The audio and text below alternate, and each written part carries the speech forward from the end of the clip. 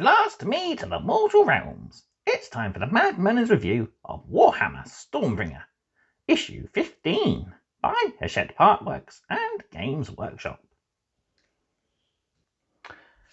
Hello everyone and welcome back to another Warhammer Age of Sigmar Stormbringer magazine review, and today we're going to take a look at issue 15.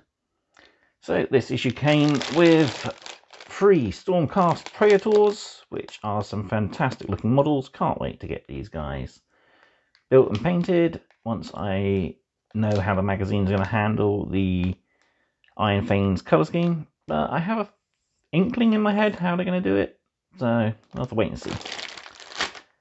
But before we get into the magazine, don't forget to, of course, like this video if you're enjoying the content. And also, why not subscribe to the channel if you haven't already, as it's the only way you can keep up to date with all my mad content. Also, if you'd like to help support the channel, you can do so for free by leaving a little comment below, speaking about your favourite model in the collection so far, or just any hobby questions in general. If you want to help support the channel out, you can subscribe to the Mad Merlins Patreon for as little as £3 a month, and you can help keep the biscuit tub filled, tea in a teapot, and of course paints on the paint desk. So then, let's go full vertical and we'll take a look through issue 15. Here we are with issue 15 then, and here we have the Stormcast Praetors. So let's take a close look at these. We also get 3 40mm hex hole bases, of course, for the Praetors. So let's just zoom in.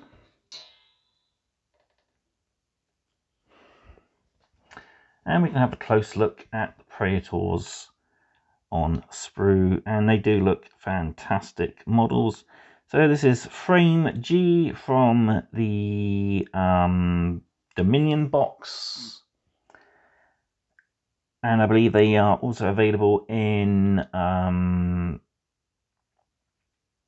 one of the starter sets. I think it's the Extremists starter set. But yeah, they do look fantastic models. So there's a couple of build options. We have the option to build a prime, but our exclusive model was the prime, so we won't be doing that, I'm afraid. So if you have picked up 2 of these, which I was trying to, but sadly somebody beat me to it, best thing to do is to build up 1 prime and 5 regulars. That way you can run a full squad of 6 or 2 squads of 3. Yeah, we got loads of unique details. Each one has a couple of head options. So either mask / helmet or bare head, and they are really intricately detailed. I love the looks of these guys. I always like a nice bodyguard unit, and yeah, these guys really tick that box. Right then, let's take a look through issue 15 then. So full contents for the list is our background about the cities of Sigmar. We build and paint our Praetors. We already have their battle record in the issue. We had our Praetor Prime. Then we have rules about keywords, data sheets for the Swampcaller Shaman and some of the Cruel Boys units, and have data sheets for the Stormcast, and we have a brand new playthrough. So our bit of background information for the issue is Cities of Sigmar. The cities of Sigmar are rare bulwarks of hope in the mortal realms, where the Stormcast Eternals surge forth to conquer. The cities of Sigmar hold the lands retaken from chaos and transform them into thriving metropolises. Each city is fiercely guarded by humans, dwarven and elves who dwell there. So each of these cities is pretty much a fortress within the realms, bordered by walls, defended by a stormkeep, as well as human militia, dwarven engineers, and elven assassins, or Way Watchers. And on the back page here we have a few of the well-known cities. So we have Hallowheart, which is a city of mining and magic, built around the colossal column of basalt. We have Hammerhal, one of the most famous cities. It's actually a city split by the realms. Half of it exists in the realm of fire, aka Aksha, and the other half is in Gairan, the realm of life. And you see here the Gairan half and the portal leading to the fire half there. And then we have Misthaven, a city in the realm of shadow where pirates, plunderers are often seen about, and the drakes, kin of the old dark elves, are there. I really do like them. They are some fantastic models. Moving on then, of course, we have our build guide for the issue. So these are push fit models, and they should go together without much trouble. Just does mention you have a choice ahead, and you also have a choice decorative item for each of the bases. So you can choose which one goes where. And yeah, they do look quite nice once all pushed together. And we've got a little tutorial here about how to fill gaps, melting the contact areas with some plastic glue, letting it fully dry, and then scraping it flat with your scraper tool, and that should hopefully fill your gap in.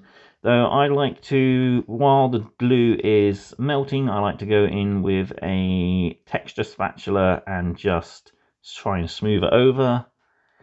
Then once it's dried, it'll blend in a little better. And there we have the unit built, and we got a little tutorial here about time to take command. Now that you have your Praetors built, your Praetor Prime, that's me by the way, can finally lead the unit in battle. To name these brave warriors, discover their background, use the tables found on Stormcast Praetors page 14 in the Collect section. So yeah, we only get 4 models, but a unit is basically free. So I'm thinking there's going to be special rules where you can use the unit of 4, but it might be that we end up using just units of 3. We're not too sure yet. Then we have our paint guide. So it's going to be the same as all our other Stormcast pretty much. So base coat, attributor armor. Pick out the leathers and dark flesh with Catechin flesh. Pick out the whites of the insides of the capes and badge icons with Quack's white. Paint the outsides of the capes with Cantor blue. Pick out the silver details of the chainmail and the axe with, or halberd should I say, with Leadbelcher. Red rope with Mephiston red, and Wraithbone for any parchment and pale flesh. And that's what they look like all up to date. And they do look quite nice. So we have a tutorial then for keywords. So each unit and war scroll in Age of Sigmar has a set of keywords. These are words that denote which faction they belong to, and within that faction any sub-factions they belong to.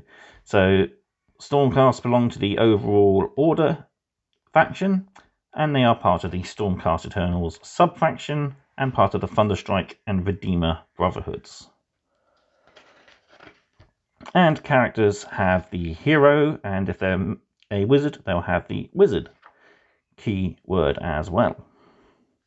And then we have the killer boss there with the Stabrot, just as another example.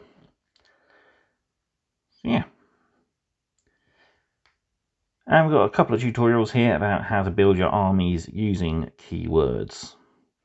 So if we look at the Stormcast here, the Lord Imperator allows Stormcast Eternal units in Thunderstrike armor to descend onto the battlefield closer to enemy units, setting up the foe for a surprising charge. This requires the Stormcast Eternal's Thunderstrike units to use the Scions of the Storm ability, which you'll get in a future issue. So yeah, it helps with all the rules that we're going to eventually get. So moving on, we've got our full data sheet there for the Swampcaller Shaman. So we now get all these full rules and abilities he can do. And some tutorials. So poisons and elixirs will affect one of his abilities only affects Auric units, so it can't affect the Hobgrots, but his other ability will affect anything that's within the Cruel Boys sub-faction there. Data sheets for the Hobgrot Slitters and the Manskewer Bulk Boys in previous issues. Knight Arcanum and the Praetors as well. And then we have our mission, the Key to Victory, for the week. And yeah, we now have pretty much all the phases, we have all the rules, we can slowly work our way through and learn the game. So this mission uses Knight Arcanum and 4 Praetors, facing off against the Manskewer Bolt Boys, the Stormcaller Shaman, and 10 Hobgrot Slitters, which is all the data sheets we've got. And you'll also need your references as well. But yeah, have some fun.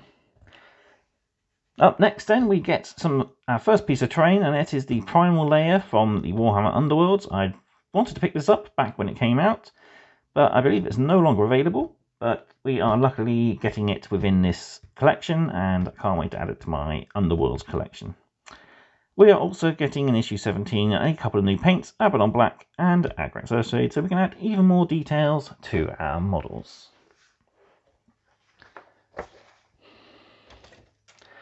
So there we have it. That is issue 15 of Stormbringer magazine.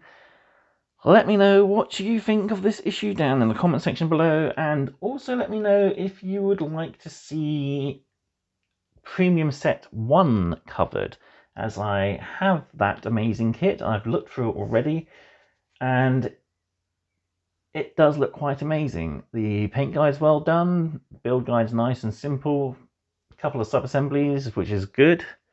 So if you are interested in seeing Premium Set 1 covered here on the channel, let me know and I will do it. But for now, that is all to be said.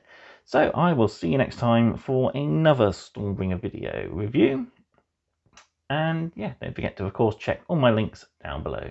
So thank you for watching and goodbye.